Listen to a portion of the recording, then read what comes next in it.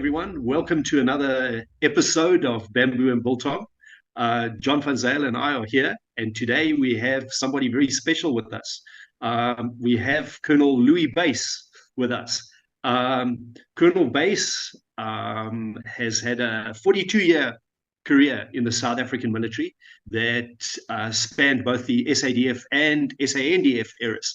And how he fits into Bamboo and Biltong is that Colonel Bass was, for quite some time, a military attaché out in this part of the world, in Southeast Asia. So, Colonel Bass, welcome very much. Thank you for joining us today, and it's really good to have you here with us. To start off, if you could tell us a little bit about your background, like, did you come from a military family? Where did you grow up? How did you get into the military? And how did your career start? Over to you. Thank you very much for this opportunity. I'm honored, John and Mark. You two are doing a splendid work with Biltong and Bamboo. So well done. And it is really an honor for me to be part of your proceedings. Mark, you ask if I'm coming from a military family. No, not at all. But I can rather say I come from a military school. My school in Bloemfontein in the Free State was very near the airport. So the Air Force is linked to the airport, and the Army Tempe military base was also not too far from the school. And I was all my high school time part of our drill squad, which was one of the better drill squads in the Free State. And listening to the Harvards flying over, being in Tempe every now and then to be coached by the drill instructors from the permanent force, it formed us in a sense, and it made it for me very easy to decide what is my future. And then the cherry on the cake was when they called me up as part of those days, the conscription system. I was a July intake, supposed to be a July intake. And then I just decide, what will I do for 6 months? And then only fall in there. And one of my friends asked me, please come with me. I'm going to apply for a job because he was called up also for July. And the two of us go for an interview those days, McMunch, and I'm the bigger guy. They didn't accept me, and he was a small guy. He got the job, and I really decide that is an indication for me.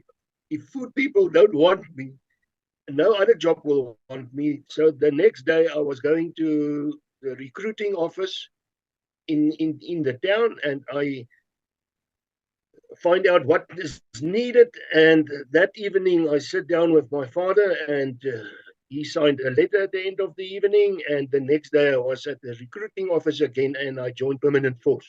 Sure. What year was that, Louis? 19. Okay, this period that I was talking now of was the end of 1978. I just finished my matric exams, and I'm now waiting for the new year. Yeah. And then I went to the recruiting office, and after having the documents and everything, I joined the permanent force. So directly from school, I joined on the 3rd of January on my birthday. I joined the permanent force in 1979. Sure. And 12 days later, I was on the train to Oudtshoorn as a permanent member, never been a civilian, and on my way for junior leader training at infantry school. Sure. And that is how my career started. My civilian orientation to become a soldier. One of my friend's father was in the military, but he was the eldest guy, and I think he's still today the eldest guy who ever successfully complete a parachute selection course. Although he's a technical guy, he's not a fighter, and he did that at a very late stage in his life. but a very fit person, a, a boxer of nature and in his younger career. And he was always my reference. You know, that photo that you take of somebody when you are young and it's in your head, he was that photo. And still today, he passed on earlier this year, a very old man. But Uncle Colin was the big guy that, or the main guy that orientated me and lead me on this defense path. So in 79, I I become permanent force, do infantry uh, junior leader training at the School of Infantry, and I was earmarked to stay on at the School of Infantry. And then they called me in. It was also the year of smoke shell operation in Angola, and there was the mechanized was very involved, and they tell me, you are not going to stay here any longer. You are going to Wansai in Bloemfontein. So I'm back to my town, Bloemfontein, but arriving there as a junior lieutenant, a one pip, I had to do the mechanized junior leader training over. So I complete a full motorized junior training and the mechanized leader training. And you know, often they ask me, why are you not resigning and go off and think, you know, after 2 junior leader courses, that was not just something that you want to throw away. It was a bit of a tough one, because both junior leader courses want to break you in, teach you a lot of from ironing clothes to standing inspections and in mechanized, and I'm not mechanized inclined at all, but I think I still till today know everything about the Rattle engine. And if you ask and report something, I will be able to over the air tell you, look at that, you can bleed it there, or do this, or do that. And after 2 junior leader courses, I was ready for a career. And at that stage, it was also the right time to join the South African Defence Force. Mechanized was coming on the map, and I then become part of the companies that deployed yearly to 6-1 Mechanized Battalion, a battalion group. In other words, 2 infantry companies, armor squadron. We had our own engineers and artillery, and also our own mortars as part of our company. So that's why it was a battalion group, and it was very nice because there was a lot going on, and we were developing mechanized as we go on. During training, you find this, then you discuss it, and whenever you are together as leader group, as officers group, and so on, you are not talking nonsense because you are in Umatia in those days, Southwest Africa and Namibia now, and you were talking about the training. There was not, what do we think about load shedding, or what do we think about the rugby or some things like that. Yeah, some days we did discuss that, but we were talking training and then learning from each other and developing the doctrine and the skills of ourselves. And at that stage, 6-1 was really breaking ground, and the training manuals that was coming from there was based on real experience and trial and error while we are in the field. And through that phase, I attended or was part of Operation Protea, Askari, Mebos, Yahoo. That was operations that was during my period there. And the reason for that was because a few of us were unmarried senior officers or officers. That stage, I was not a senior officer. A full lieutenant and a captain, but unmarried. So it was easy to make a decision who must take the company. So you've been away from home, from one side, you arrive back, you help with the clearing out process, saying goodbye to your friends, your buddies, your colleagues, and take up a new company. You didn't train them, but you take them to Umatia. But in a very short period, you convert those companies to a fully fledged operational mechanized system. Mechanized meaning or that you can work not only as infantry but with armor and artillery and indirect fire, and doing all your or activities jointly. Uh, and that was wonderful. You know, they say that the success of 6-1 was because of combining mobile conventional doctrine with guerrilla doctrine. But I would like to add something else to that, to say, and we were fortunate or very not lucky, but blessed with extremely good leadership and leaders. And it was as if we are part of a family.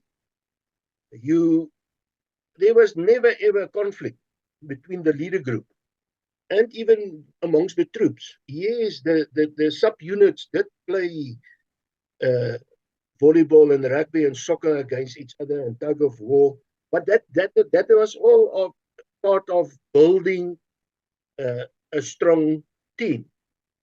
But the strong leadership is something that I want to say open up my vision to remain in the defense for 42 years and play a role. And I always said, I will consider going out and do something else once I cannot put my hand on where did I add value to the system. And my feeling was I was able to put or add value in all my assignments and postings throughout my career. Then after 6-1, coming back, I was becoming part of the mechanized leader wing, and that is also one of my soft spots, and that is leader group training, being with leaders and working with young leaders. Yes, Louis, sorry, could I just, before you go into that, could I perhaps ask you just like a couple of questions? Look, 61 Mech has, there's something very special about 61 Mech, and as like the veterans group and things like that. It's, the 61 Mech certainly has something very special. You were on Ops Protea. Uh, is there? I'm presuming at that stage you must have been a lieutenant or a captain still at that point. Yeah, I was a lieutenant. I was the company second in command of a company, and in Protea, uh, we were part of, the whole 6-1 battalion group was divided amongst the other battle groups who took part in Protea. And we took part with our group, or our company was with the other group, and we were part of battle group. I think there was a specific name. So as a lieutenant, full lieutenant, I took part in Protea. And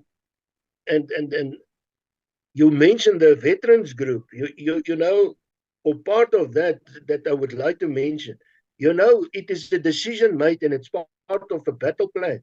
6-1, you provide the following forces to the following battle organizations and battle groups. But we, as juniors, was never happy with that, because we was one team. And we foresee that we will always be this one group attacking and taking part and be together. And now suddenly in a big operation, they divide us. But it was strange when we meet up with our fellow mechanized guys. That interaction, how wonderful it was. And that is still today one of the strong points. The mechanized guys is standing together, and there's a bond, a real bond, brotherhood that is there, and it is the glue and the putty, I think, of those days, and it's also for today still on. And now, as with the veterans systems, that is what makes us a strong veteran system. And we will always be a brotherhood and, Yeah. and close family. Was Ops Protea your first major operation that you undertook? Yes, Okay. yes. Yeah. But being the first, like all operations, we went through a intensive training cycle, and many activities of mechanized, and that's where the guerrilla warfare comes in. Is that you operate during nighttime? If you want to move without them seeing you, and if you are 200-300 vehicles, you can't really move in the day. And when you move, you must be careful for the air threat, which was not that big at that stage, but still. And that many vehicles make a clear indication of a force on the way due to all the dust. Yeah. And therefore, we used to work in the night, and we did so much training that, at the end of the day, when you enter an operation or start an operation, it is as if you are still busy with training. This is just now for real. And you only realize when you are on the receiving end of live fire that this is now an operation. We are no longer part of training. And later on, we realize we must make our troops aware. There's nothing different in an operation than what we are doing in training, except for you might for the first time see your buddy going down to the ground, or you yourself will find that you are now leaking where you usually don't leak. And that is the operation after the whole time of training. So, yeah, it was, in a sense, very easy to go into an operation after that lot of training. And it's not the thing you train and then for months there's nothing going on. We were always training. If there's nothing going on, we were training and testing new systems and doctrine. And it worked out very well. For you guys on Protea, the battle group that you were with, what was your objectives during Protea? Yeah, we were part of the first initial opening attacks, so that we could, it was a big operation. Yeah. And if I can do a quick marketing, there's a very good book that people must look if they can find this, Operation Protea. And it spells out so much in detail what went on, but not in too boring. And before becoming boring, they move on. And this book is not only about Protea, it also talks about Yahoo, Daisy, Meebostu, and Phoenix and Dolphin. So all the operations is summed up in this book. And for in training, you cannot simulate really a town with trenches on the edge and all those type of things. In the operation, that was always the first thing that you experience. So we were very aware of the possibility of civilians. In Protea, it was the first time that we actually have interaction with civilians. So it was not a case of, and one of the strong points of, and we love to do that, one of our drills was a fire belt action, a viergordel actie, where everything almost opened up fire to the front. And you can just think how devastating that is, and what is the advantage for attacking force if you have that fire clearing everything. And now suddenly there was civilians involved. So the fire belt action was amended, and you were always a bit worried of the effect. So yes, it was wonderful, but new to actually be involved in attacking build-up areas. partly build-up areas and meeting up with the local population there. The And the exact problem that the Israeli army is facing at the moment, isn't it? And exactly. and now under Yeah. the scrutiny of international press and cell phones and what if I may, sorry, I can always edit this out, but one thing that fascinates me, look, we had very small mechanized and artillery. You know, we still had old World War One, World War Two 25-pounders, and we had a few little ferrets and whatever. But until we captured some T-34 and whatever tanks from in Mozambique, we didn't really have mechanized. But you know, we're talking about days before the internet and GPS. And I was just, you know, having done a few approaches at night, the challenge of map reading at night and getting to your from A to B in the dark. Was that a challenge for you guys? How did you overcome that challenge of Yeah. accurately knowing where you are and where you're supposed to be going in the dark? No, for sure. And therefore your preparations had to be very good. And your plan had to be a plain, simple movement plan, not too many funny movements and actions. Meaning, if you start, you line up, and although you are in front, and remember now, a rattle is a metal construction. If you jump off with your compass, Yeah, then you must run forward to take your bearings and make sure your direction is still fine. Then yeah, you line up your first vehicle in that correct direction. If there's a moon, very good. Then you can mark the bit of shade and markings that there is available, same as in the day. But if it is a rainy, cloudy night, then you must repeat and confirm direction every now and then. yeah. So that was a big challenge. Yeah, And you know yeah. one The of whole the whole the magnetic north thing made our compasses yes, very unreliable, especially if yeah, you're in the hills or near mountainous features, because in the Rhodesian bush the rocks are very full of metal. You know, so your yes, magnetic north is can be 5 or 10 degrees off true north. You know, and yeah. Now you are touching onto something that is nowadays still an issue. And to bridge that all the vehicles nowadays have their own GPS system. Uh, and that is a big improvement for the mechanized.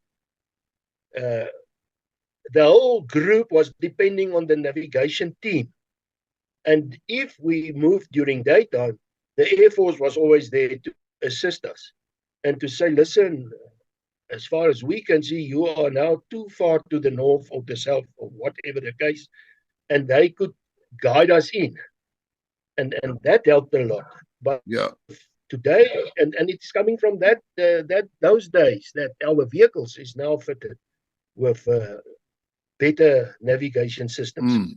You know, in the Rhodesian army, we had wonderful pilots in our little pocket air force, and these guys used to, you know, at every call out they would issue you with maps of the general area. And honestly, these pilots would have to fly that helicopter or whatever with a map on their leg, you know, looking at features on the ground and having to map read the whole way because there's no GPS or anything like that. You want to get from No, A that to is B, true. you have to be good at map reading and you have to Yeah, understand, you know, and I take my hat off to those guys because, you know, yeah, so whenever I hear about guys moving at night, I think to myself, wow, I remember the difficulties that we faced, you know, moving at night, um, yeah. The, tactical approach to battle at night. You know, wow, what a thing! you know, in Protea, I was for our group as the company second in command. We are usually at the back and involved with all the fallout vehicles and all those type of things, and during movement. But I was part of the navigation group, with the first platoon. So that night, when we moved in, there was not a lot of sleep. And then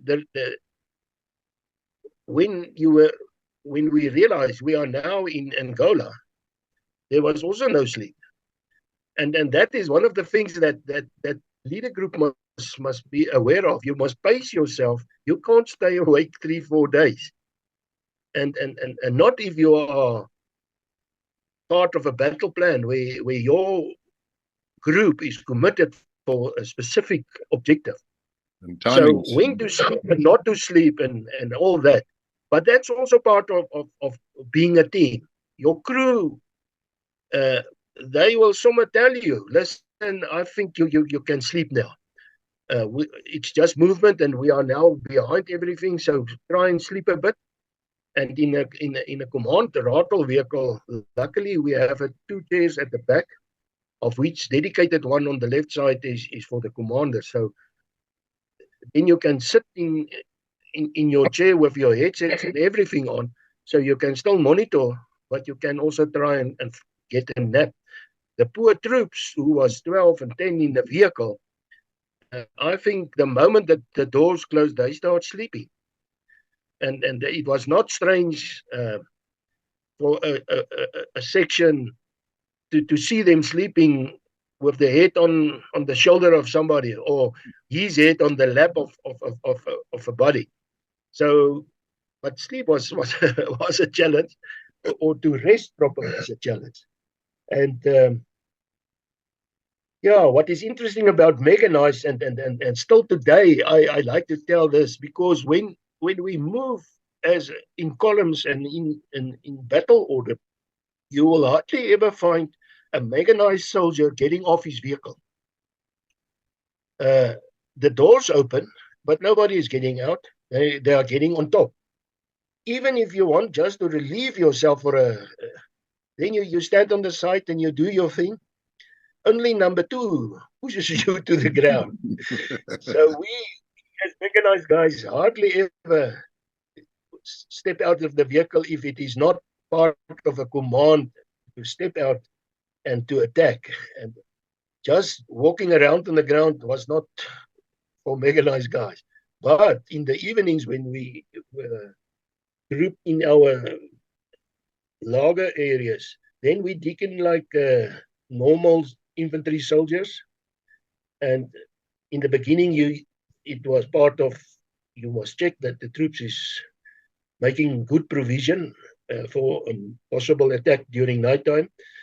And third night or second night, and especially after a day of combat, the guys is really making a good job, and they dug proper foxholes and trenches to stay in and to sleep in. And that was nice. Also to see how your training is coming to a point where you can actually say, now they do it and they know why they are doing it. It's not just because we say we must do it. And that is nice. So those days of 6-1 prepared me for junior leader training. And that was what was nice. For the time that I was with Mechanized Leader Wing, again, extremely good top leaders. We were exposed to not only gentlemen and good officers, but really people that was like your father. And the guidance that we receive and the interaction was that helps to bond. And even today, those year groups of Mechanized Leader Wing, they have reunions and they are still one big family. And that's wonderful. That's wonderful to know they are successful now as ex-soldiers, and they are playing a role in their communities, and that is nice. And for 4 years, I was involved at the Mechanized Leader Wing, and I ended off as one of the course leaders for 2 years. The 88 group was my last group, and the 87 group was two exceptionally good years, fond memories. Although no operational duty, but to train those guys and take them to Luatla, and we trained them on the combat training center. That was like an operation. And then they transfer me from one side to Luatla. We did all our mechanized joint training at Luatla, and then they transfer me to the infantry branch there. And that was another experience, because I'm mechanized, but now being the second in command of the infantry branch, you are addressing the whole spectrum of infantry. So we had interaction with elements of 3-2 coming to test something, special forces testing one or two of their systems or doctrine, the defense industry coming to test vehicles. And during that time, and also working with the reserve forces and train the reserve force elements, there were interaction with some of the guys that come from Rhodesia, who was then also part of our reserve force system and paratroop battalion or special forces specialists, real professional guys. And we just young guys. It was always nice to look at these guys and the stories and at the evening. When I've been to that group as the safety officer for the day, they have recce's there, and they have this Rhodesian guy there. And I always laughed and say, "Yo, chaps, are they really that good? How long did you speak to him?" No, I didn't talk to him. But he can tell you how good is this guy's only by merely interacting with the bigger group. But that was what was wonderful during the time at Luatla as well. As you were part of the defense industry testing things, equipment, being or having a military or operational background, you could mention and point out things to them, but also being exposed to different infantry groupings, reserve force members, who were citizen force. They was not permanent force. In those days, the people was still, the troops were still conscription people, and then they start closing it down. But you learn a lot from each group, and when the industry is there, you can add value to the projects, and that was nice. And it was nice to convert mechanized or motorized regiments to mechanized regiments, which is the way forward. And it was nice to end a yearly big exercise with well-trained permanent force, conscription people, as well as our citizen force. And then after my 3 years at the Army Battle School, I was not planning to be transferred. And then I hear now I am going to be transferred to HI, which is also in the Northern Cape. It is the first bigger city from Luatla. Luatla, just for interest sake, if you don't know where's Luatla, take the map of South Africa, put your finger in the middle of that, and you are most probably going to be very close to Luatla. And Uppington is nearby. Kimberley is nearby. So that's a bigger town. So I was not going to a big city. I was going just further north in the Northern Cape and becoming the operational battalion commander. But at that stage, we were not taking part in operations. We were deployed to Alice Russ, doing our border protection, which was nice, but we were still mechanized. And guess where did we do our training? So that was Botswana border. No, Rhodesia. The Rhodesian border, Mozambique. Yeah. Okay. That or Zimbabwe borderline, yeah. It was a wonderful 8 years, because now suddenly we are staying in a town.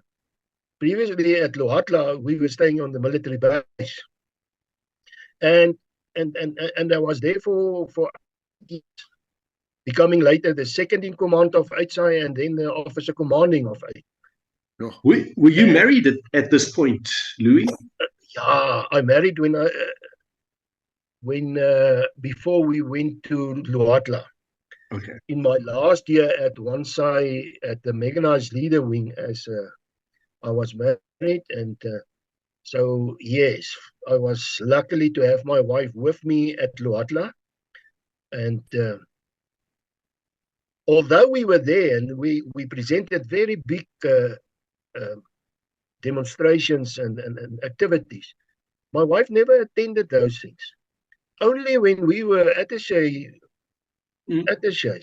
she was able to attend some of these things, and she remarked one day, uh, I am now able to get that feeling that of being proud of your equipment and things, because I never attend such things in South Africa, but only attended when we were abroad, and also flying in military aircraft. It is something for her that was never granted and needed. And then suddenly now they fly us all over Southeast Asia in military planes. And it was just a wonderful experience. But for me, and it is a lesson learned too late, your family must be part of your life. And you work in the military. And we in military tend to keep that for us, and the family must do their thing. But demonstrations and things like that, and parades, let them attend and let them be part. And Amen. with our civilian forces, they must be Yeah. part of, the families must be part of our activities. Then the part at HI, we were then the Northern Cape Command. The country was divided into command groups, and the other units was 8SI, it was 3SI, it was the anti-air school and anti-air regiment, units like that. And then one day they just phone me and say, would I like to become the officer commanding of 6-1 Mechanized Battalion Group, who is coming back, or it's already at Luatla, after withdrawn from Namibia. Would I like to go that side, or the other option, would I like to go to infantry school as the second in command? I said, now they are making me, they are confusing me. How can you ask me that? Appoint me, say you go there or there. They said, but for once you have a choice. And I immediately phoned, and now I'm back. You phone one of the senior guys that was there always for you. And I phoned a mechanized guy and I said, listen, there's this choice now. And he said, Louis, why would you like to go back to 6-1 after all these years, after all the mechanized training, back to Luatla again? You've been so often there for training. Go to the School of Infantry and be exposed to the bigger part of infantry and of the SA Army. And I made that decision. And I must say, it was not easy, because 6-1 is so part of your life, the mechanized brotherhood and grouping. And luckily today I'm part of the association, but I would like to be more involved with their activities. Then for 3 years I was the second in command at the School of Infantry. Although we don't say School of Infantry really, we say infantry school. Yeah. Not many countries do it that way. They talk about School of Infantry. And that was also a nice time, meeting a lot of guys.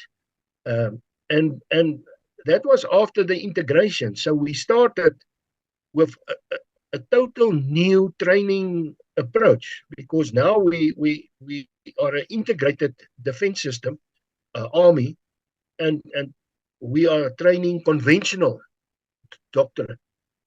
And that was a good period, a learning curve, and I think we did very well at the end of the day. And today still, it is nice to meet up with those integrated leader group, and and they are now part of this brotherhood. And we are a strong team. Some of them is also getting old and is in the same boat as me, being now retired people. But it is good to interact from time to time also with our colleagues. Then Was from infantry school, mhm, sorry, yes. was it a difficult period, Louis, at that time? Or You know what make it difficult is that, You mean the integration, Mark? yeah, yeah, yeah. You know what make it difficult or made it difficult at that stage. We were busy and we follow a system, but in that process, we were used to train, and there was a bit of understanding what must be the spirit in the group okay, and the energy in the group. And people often mistake that and say, yo, why are you so harsh? Why are you so strict on us? But it was not strict on a specific grouping or a course or a new tendency. It was the approach of courses.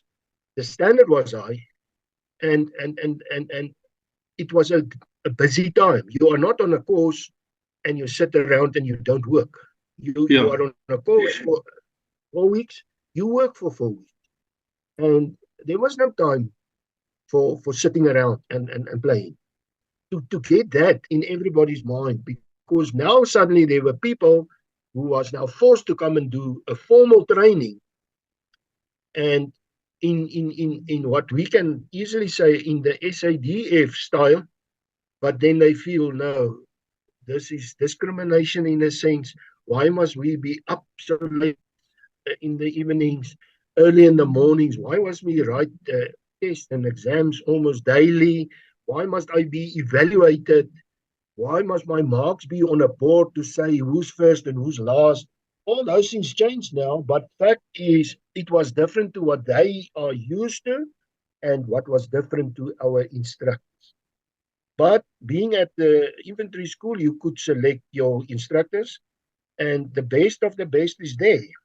yeah, As with mechanized wing, the best of the best was remaining there because you need them to train for reality, not just for going through the drills and things. So yeah. that thing, it was difficult, but it's still today difficult because some days it is too much involvement of non-military systems in what we are doing. Okay. Uh, so yeah, but we have learned a lot and we moved on a lot. We are no Because longer you know, experiencing I had problems. very limited kind of I did have a bit of a limited experience with that. In I think it was 95, I became kind of inactive. Once we passed through 94, and then kind of my unit was one medical battalion at that time. But I was kind of all my citizen force duties. I was kind of doing on detachment to Sam's College. And after 94, it kind of just went. And so I was totally inactive for a couple of years. And then RSM Mike Else, who was the RSM of the Transvaal Scottish, he got hold of me and he pulled me into the Transvaal Scottish, and I transferred across from Sam's to the Transvaal Scottish. And at that time, we were reserve forces, but there'd been, I'd kind of missed that initial 2 years of integration. But when I came in, I was kind of given, I became mess president, and this was, for NCOs, and we were totally integrated. At that point, we were sitting there with guys that were former MK and APLA and SADF and things, and it was kind of quite remarkable in the way how some of those guys were proud of the regiment, and Yeah, there was pictures of old Queen Victoria and all sorts of things on the walls. You know how those traditional units are and things, yeah, and those guys, hey, no, they wouldn't hear of any of that being taken down. It was kind of no, they liked this, Yeah. and Yeah. they also became very proud of like the kilts and the traditions and things like that.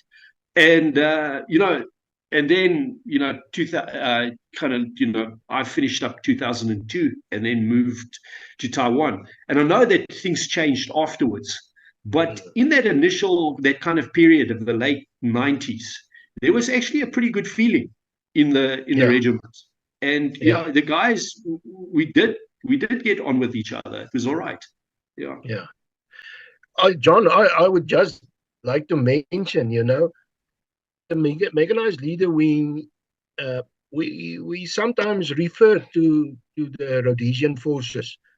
Um, how well they integrated and teams, strong teams they form of all races, and we as outsiders experience a close knitted professional teams, and I use that often in talks, leadership area, to say that it is not about who's in the team.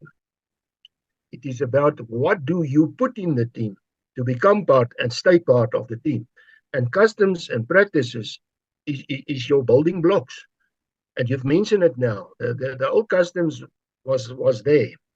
And today, veterans looking into the defense system, I think all over the world, and then they will remark and say, it is not like in our days. But in South Africa, our days is different because in our days, my days, your days, there was money available for maintaining your base. Now we are struggling with a budget that is focused not on maintaining necessarily the unit lines and things like that. And now people see a unit line and then they say, "Oh, look at the grass." But they don't know. When I was at 8 I had a team of almost 45 members just maintaining the unit lines. Those guys they are no longer there. They were civilian uncles and aunts working there, doing a tremendous job. But that was their job. But they are no longer there. There ain't money for them. So, but and we must stay focused. You must stay focused on what is the role of the defense system. It is sorry that something that is dear to you, close to you, is no longer looking like, and you don't find those nice things that make it special for you in your unit lines and things is no longer almost there. But the defense system nowadays, is a bit different, and the emphasis is on being a defense system, not a looking nice outfit.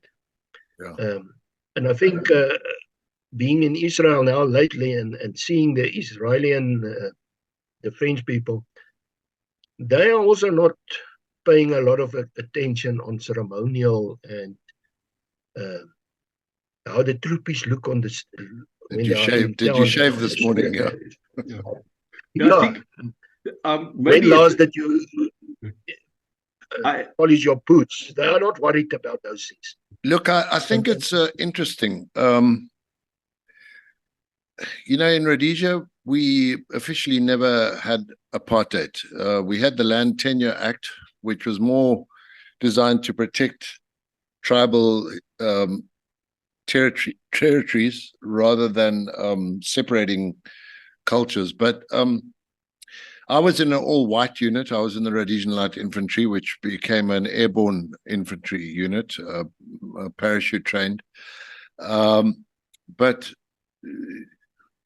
still, during the colonial era, we had integrated units like this, which were highly successful, like the Selous Scouts and the Rhodesian African Rifles. The Selous Scouts, I think, was probably, 80% black with 20% white. Rhodesian African Rifles, probably even 90% black, 10% white. And there was a tremendous camaraderie that developed and unit pride. And, the Rhodesian African Rifles went all the way back to the the colonial era where they were called the King's African Rifles. I mean, they fought in World War One, they fought in World War Two, they fought in Malaya, they fought in Korea, and their battle honors were on their regimental flag. There was a tribal element which is unique to Africa. So most of our soldiers, black soldiers, were, we were fighting two enemies. We had Zipra and Zanla. And Zipra were mainly Matabele, i.e. ex-Zulu, coming from Mzilikazi, and they fled from Chaka and everything, and Mzilikazi took his impis north, and so we found the ex-Zulu, if you like, tribe to be excellent warriors. They were bred for battle. And during the war, the Zipra were mainly Matabele ex-Zulu, and financed and trained by Russia. So a lot of their top leaders some of them spent up to 12 years in Russia and spoke fluent Russian. And we would find them extremely brave and kind of guys who would die at their guns. They never retreated. They didn't bombshell and get the hell out of there. Then we had Zanla, who were based in Mozambique and mainly financed by China. They were a lot less well trained, and in the end, they're the ones who won the elections.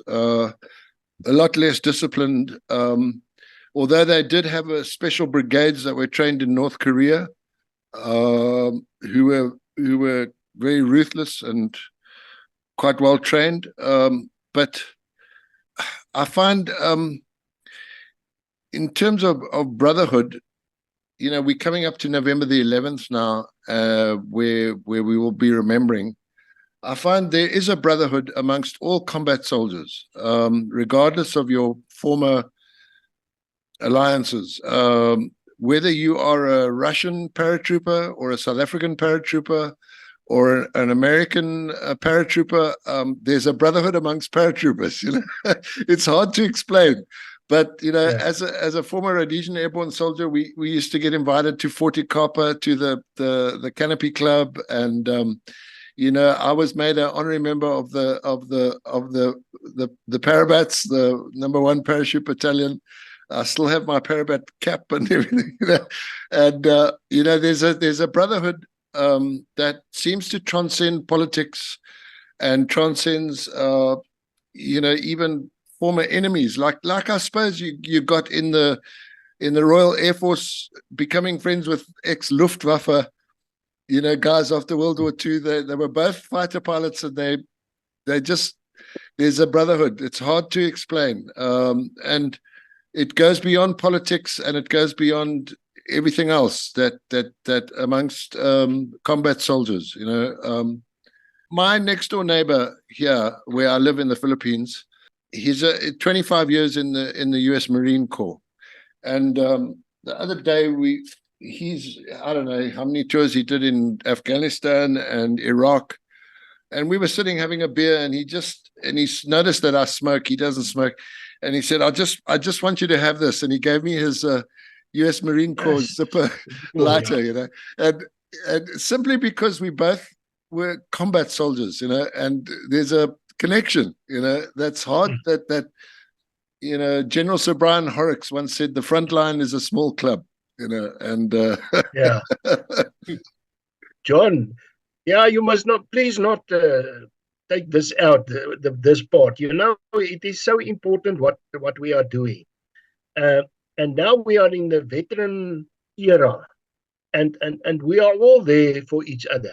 And that's why it is so important. And Mark, you are walking in front in many senses. Amen. Tremendous work, and that is what we must do. We are brothers, and we must forget about those days where we fight each other. And now we must actually, because that is why there's a military system, is to prevent war. Not to make war, politicians make war. We are Yeah. there to Yeah. protect our people. We protect our people, and we must discourage other forces to come and attack your country. And we actually execute instructions. So it's easier for us to to be a band of brothers and be a brotherhood, and that's the way forward. Amen. And may it be that we always link up with each other and take hands and go forward as I think veterans. As there's, I think kind of like almost like expanding on that. And that yeah, was like, even though you kind of, you look at amongst us like South African veterans, and I'm sure the Rhodesian vets have in some ways similar experiences.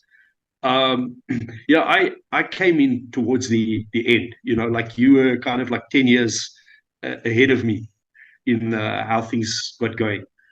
And so our kind of experiences coming out of school, obviously I finished matric and I went in, straight in. I think I went in on it was the 27th of January. I went in, and as like an 18-year-old, I mean, some of the guys were 17. I was only just 18. I was 18 in a month when I went in. The older guys, I'm talking about like the leadership group, whether they were senior NCOs, warrant officers, they certainly had an impact. And I mean, I've actually mentioned this to you before. At Sam's College, Commandant Vernon Visser, in my mind, that man is still the greatest manager that I have ever seen. And every, still today, the yardstick by which I measure managers kind of, it's called Vernon Visser. Yeah. And I know that, Louis, you were at infantry school. And so a lot of guys started their military careers being guided by you and other officers. And, you know, I know that you also were, at times, you were a bit of a hard ass, but you're one of those typical officers that was hard ass, but at the, when you got down to the actual man, there was a heart of gold. And I know this because I happen to know one of your troopies. Um, and, I think that those are also quite important things. And it's the impact that the older leadership had on the guys. I mean, as you mentioned right in the beginning, how an older military man kind of had a lot to do with your career and shaped you and how you think and things like that. And okay, I had to go. There were a few times that I had to go help Commandant Visser out with a few things, kind of after hours, and I'd land up at his house. And I can always remember Mrs. Visser like giving me, okay, I mean, Afrikaans people with their cooking, you know, man, was what a meal. And for like a troopie and a lance corporal at that time, that was quite something. And I know that my friend landed up at your place when you were 2IC, uh, helping out because he was working with computers and he was working on the system there. And he still speaks about the incredible meal that he was a troopie at the time that Charmaine gave him when he was at your house. And, those kind of things, at the time, they might seem quite insignificant. But, now 30 years or more have passed. And these are still the things that remain with us. And it's quite important. And I think for many of those leadership group that had a lot to do with the shaping of many of us. The conscripts that, for many of us, maybe we didn't want to be in the military, but there was no choice. And we went in and we made the most of it. And we did learn certain things. And that was very much from guys like you. So certainly we respect that and we thank you for that. And it's great all these years later to be able to get together as veterans